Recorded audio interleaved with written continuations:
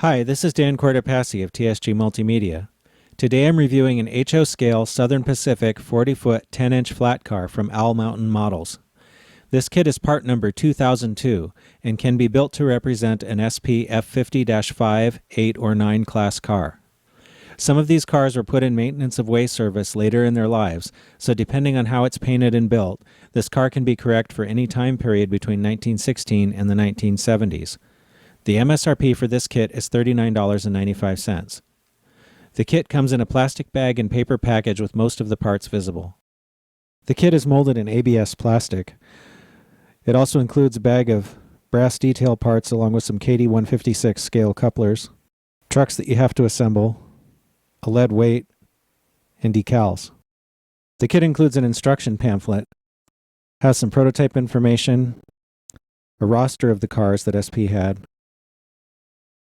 including subsidiaries, and several pages of assembly instructions.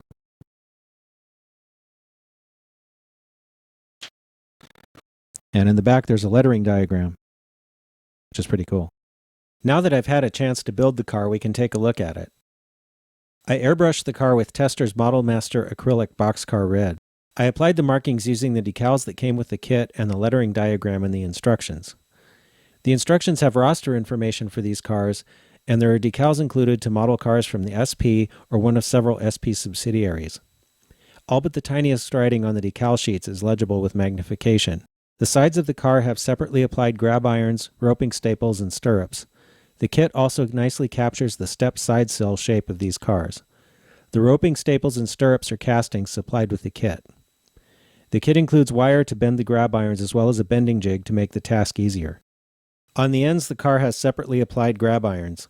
The coupler pocket is cleverly designed to have a scale-sized opening yet still use a normal KD whisker coupler. I thought it odd that a kit with this much detail everywhere else did not include uncoupling levers or air hoses, though the instructions tell you where to drill holes for these parts. I bent my own uncoupling levers from wire and used High-Tech Details rubber air hoses. Since this is a kit, I think the coupler height is the responsibility of the builder. I had to add a couple KD shim washers between the bolsters and trucks to get the couplers up to the correct height. I weathered the plastic deck on top of the car to look like wood. The brake wheel is a metal casting and the stand is wire. I had to solder the brake wheel to the stand and then glue the assembly to the deck. Underneath, the car has full brake rigging, though the brake reservoir is flattened on top to accommodate the weight. The weight is not prototypical, but is a necessary compromise for good operation. The kit includes parts to model either K or AB brakes. I used the AB brake components on my car. When building the car, I found that some of the cross needle beams on the bottom were slightly short. Also worth noting is the U-shaped piece around one of the brake rods. The kit has this piece molded onto one of the cross beams. The instructions say to cut one side and then slip the brake rod through and then re-glue it. Mine broke when I tried this, so I had to bend a new U-shaped piece from wire. Once assembled, the trucks are equalized. All of the wheels are engaged according to the NMRA standards gauge. The finished car weighs 2.9 ounces. The NMRA recommended weight for a car of this length is 3.75 ounces. Adding a load would be the easiest way to add more weight to a car like this. Overall, this is a really nice kit of an Espee prototype car. I'm sure many Espee modelers will want to add one or two of these to their roster. Aside from the couple minor issues with the underside that I already noted, the kit went together really well. Everything fit as it should and there was minimal cleanup needed. That said, I wouldn't recommend this as a first kit. It definitely requires some modeling skill.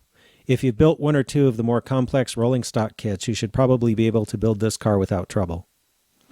My one complaint with this kit is the lack of uncoupling levers and air hoses. When finished, this car has detail on par with models from Exactrail, Tangent, or one of the other higher-end rolling stock manufacturers. Generally, ready-to-run cars in the $40 price range have uncoupling levers and air hoses, and you don't have to build and paint those. I don't know why you'd want to build a model with this much detail and then leave those parts off. I'd like to see those parts included, even if the uncoupling levers were just some wire with a bending jig. I'm going to take a spike for that. My final verdict is 9 out of 10 spikes.